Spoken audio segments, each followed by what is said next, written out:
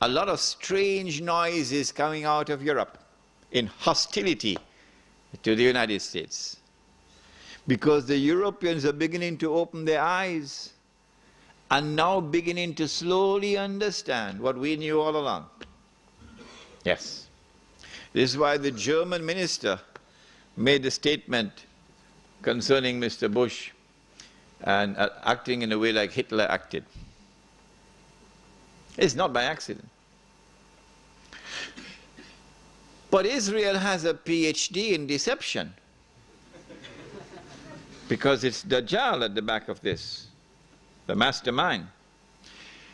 And Israel would not want to wage a big war and appear to the world naked, clearly, as an aggressor. No, that's not deception. Israel has to wage her big war and make it appear as though she was only defending herself. The only Muslim I know of who has had the capacity to be able to penetrate the deception that has been going on all these years, the only one I know of, was a man who never went to Al-Azhar University. Now, he wasn't a sheikh. His name was Malcolm X. He's the only man I know of who had that eyes wish to see and could clearly recognize the strategy and the deception. Read Malcolm X. How is Israel going to launch this big war and yet get away from being perceived by the whole of humanity as the aggressor, blatant aggression? You have to come with a good strategy. The strategy is this. Ariel Sharon goes into Masjid al-Aqsa with 1,000 Israeli military with him, with their shoes on,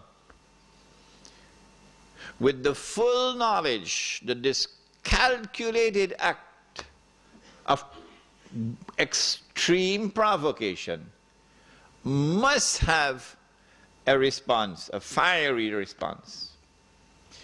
And as the flames of the new intifada emerge, you must keep it burning by committing upon the Palestinian people more and more atrocities that drive them into a greater and greater rage. This is planning. This is strategy. This is not happening by accident. As Israel unleashes this barbaric oppression upon the Palestinian people, you must have a television station which you plant amongst them, which will cover this, that your Egyptian television would not cover, and your Jordanian government would not allow on Jordanian television, so you create something called Al-Jazeera. And the Arab masses believe Al-Jazeera is their station. This is the only place in the world we can get authentic information, Al-Jazeera. So Al-Jazeera is now used to portray all the atrocities. And so around the Arab world, the masses only have to tune into Al-Jazeera and they know what's happening. And so the Arab masses become more and more angry, more and more enraged. And guess who begins to tremble now? The governments which are pro-American. The governments which have entered into peace treaties with Israel. These are the ones who are now trembling because their people are becoming more and more enraged. So Mubarak in Egypt and Saudi Arabia, I don't know, it's Fahad or Abdullah, and Abdullah in Jordan, and Sheikh Sabah in Kuwait, etc. Israel has to judge the temperature on the ground in the Arab world. And because Israel has a strategic military alliance with the United States of America, it is when Israel judges the temperature to be hot enough, only then will Israel give the go-ahead to the United States to attack Iraq. Only then. And you have to inform the whole world in advance that you're going to attack Iraq. So the masses must be expecting it. Why? So that when the United States attacks Iraq, you would have the kind of spontaneous outburst from the Arab masses that you want.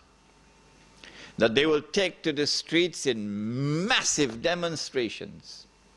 The kind which brought down Zulfikar Ali Bhutto in Pakistan. The kind which brought down His Imperial Majesty, the King of Kings. Which one? Shahin Shah, the King of Kings. They tested this formula.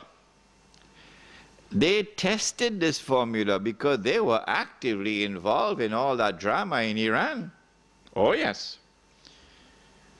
Without in any way being uncharitable or lessening in any way my appreciation and my respect and the honor which I have for those who led the Iranian Revolution. I have to admit that in addition to their sincere efforts and their struggle against the oppression of the Shah, that there were also others that worked to help them without their even knowing it. So they have finessed this methodology of how to bring the masses out onto the streets. And this is what is about to occur. As the masses go out onto the streets, the ones who are going to be targeted are the pro-American regimes in the Arab world. The objective? To get one or more of these regimes to fall through massive demonstrations, anti-American and anti-Israeli demonstrations. Which one is likely to fall first? Let me stop. Come on. Huh? Jordan is correct. Jordan is correct. Which is why Abdullah has his bags packed already.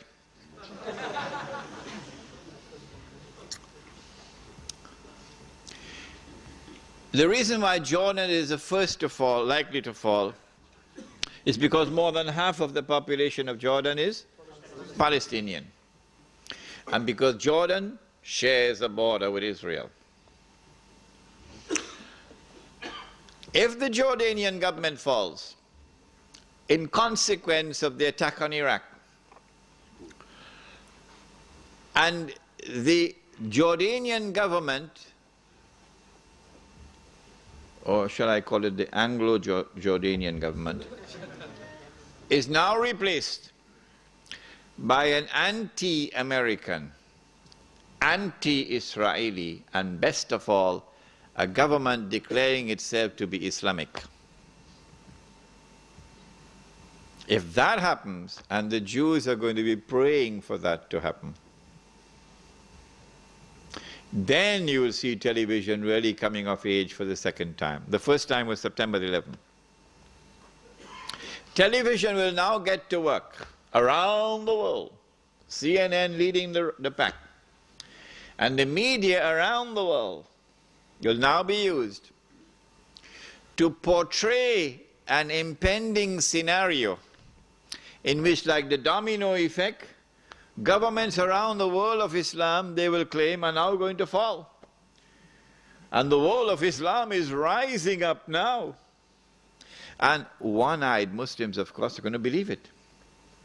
The world of Islam is now going to rise up, and all these governments are going to be swept away, and authentic governments representing the Muslim masses will now emerge. And therefore the Jews are going to have their throats cut. This is going to be the most dangerous moment in the entire life of the world of Jews.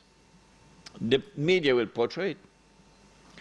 If we don't do something, we will all be slaughtered by these Muslim fanatics. Yeah? I tell you, this will be drama worthy of Hollywood when it comes. Huh? They must be hating me now for revealing their secrets. It is in this scenario that Israel will say, we have to do something. If we just sit here and do nothing, the state of Israel will be destroyed and the Jews will all be slaughtered. What can we do? They call it a preemptive strike. A preemptive strike. But it won't be a preemptive strike. It will be the most dazzling display of the magnificent application of state-of-the-art military technology that will leave even Uncle Sam in the backyard. A war like Uncle Sam has never seen and could never wage. That is what Israel is going to wage. Do they have the technology? I believe they have technology that even Uncle Sam doesn't have. It will be a lightning strike. Israel has to put on this magnificent display of military power and state-of-the-art technology beyond anything else that the world has ever known, in order for Israel to impress upon mankind the validity of its credentials that is now going to become the new ruling state in the world. Before Fahad could even blink, the Israelis have taken over the Saudi oil fields, and the Iraqi and the Kuwaiti oil fields. The United States, of course, will make some noise, and Britain will make some noise, but will they send troops? Not, of course not. The United Nations Security Council is now going to be used by the rest of the world, particularly Uncle Europe, and Uncle Japan, and the rest of the world. They will take the United Nations and seek to use the United Nations now to do something about this. Collective action to force Israel to withdraw. Because if Israel does not withdraw, Europe is going to be choked, and Japan is going to be choked. And as the United Nations is now being used for the first time in its history, an attempt is being made to use the United Nations effectively by the rest of the world,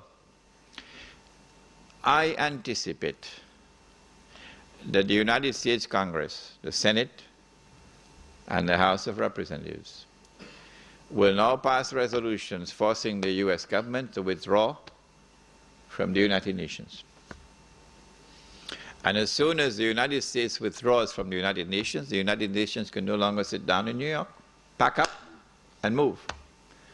So in the same way that the League of Nations collapsed, the United Nations now collapses. United Nations cannot be relocated anywhere else. Yeah.